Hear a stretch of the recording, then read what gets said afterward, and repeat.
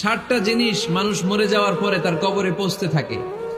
ইন্না মিম্মা ইয়ালহাকুল মুমিন মিন হাসানাতিহি বা'দা মাউতিহি, মানুষ মরে যাওয়ার পরেও যে 60টা জিনিস তার কবরে পৌঁছায় তার মধ্যে একটা হচ্ছে মসজিদান বানাহু, সে যে মসজিদ বানিয়ে গিয়েছে ওই মসজিদের সওয়াব। সুবহানাল্লাহ পড়েন।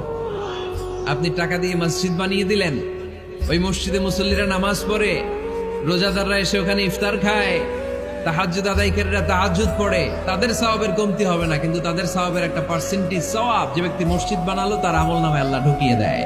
সুবহানাল্লাহ বলতে পারলেন না?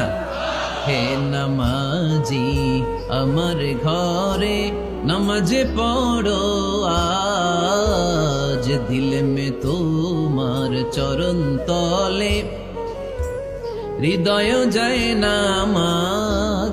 হে নামাজি আমার ঘরে নামাজে পড়ো।